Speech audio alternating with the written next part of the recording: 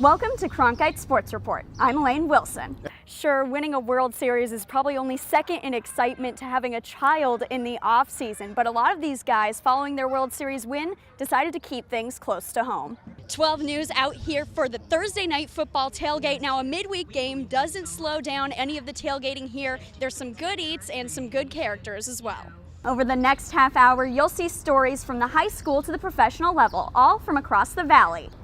As we hit the month of March, many college basketball programs have one thing on their mind: March Madness. But for one local program, it's a dream that'll have to wait a few years. Danielle Urich went out to Grand Canyon University to see how the Lopes are rising in the Division I basketball scene. The ASU lacrosse team is historically, well, great. The Sun Devils have made the Final Four in the MCLA 6 out of the past 8 years. Last year wasn't one of those. That led to some changes not only with the team, but with the coaching staff. And as Troy Lynch reports, the new head coach is truly a dual threat. We've seen through social media, your team's already back in the gym getting ready for next season. What is the attitude of this team in the offseason after having such a successful run in the postseason with the NCAA tournament? Welcome back to Cronkite Sports Report. We end our show with a sport that transcends mere competition. A sport that's about more than just who wins. A sport that has weaved itself through generations of Native American culture. Christina Vicario has more.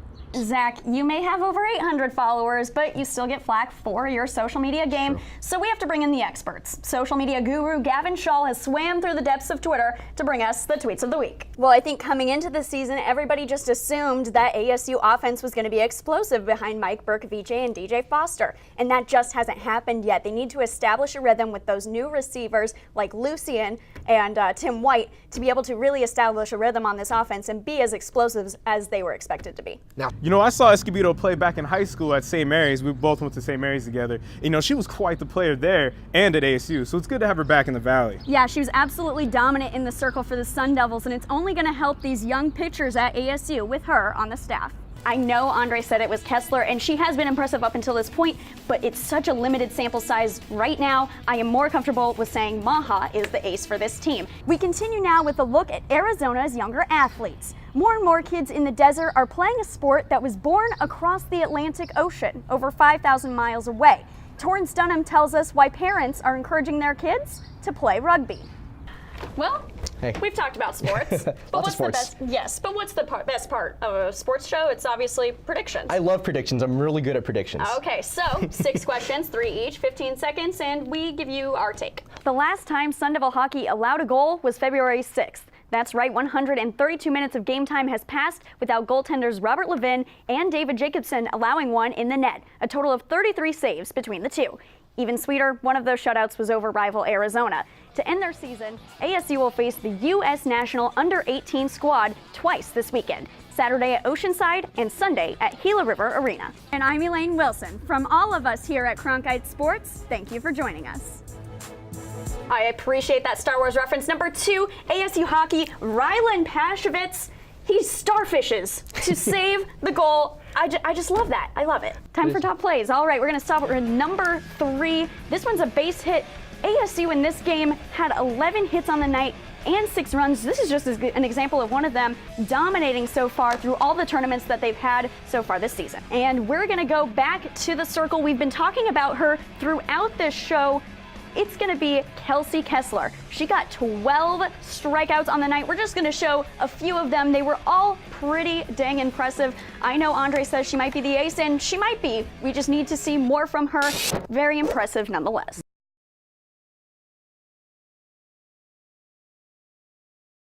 It has been a short off-season for the World Series champion Kansas City Royals. And for some of them, the team's first championship in 30 years is still sinking in.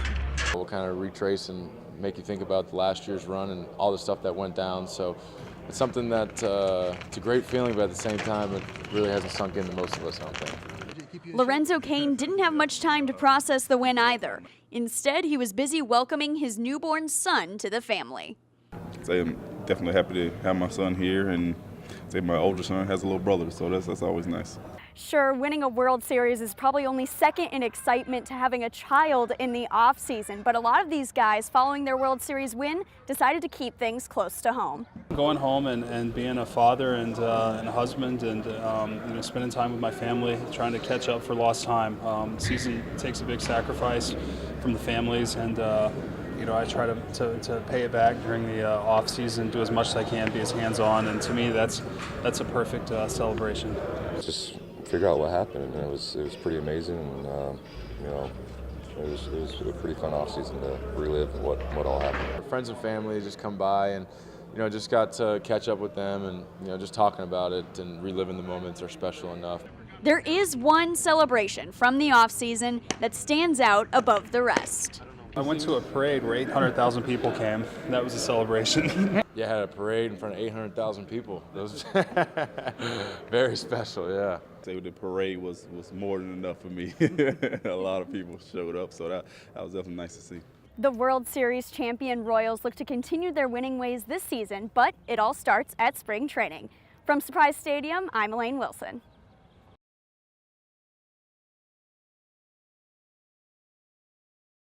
Usually before an ASU game, we would hit Mill Avenue in Tempe to see what ASU fans are going to expect from this game. But since we're in Pullman, do as the Cougars do. Let's talk to some Coug fans and some ASU fans to see what they thought of tonight's game.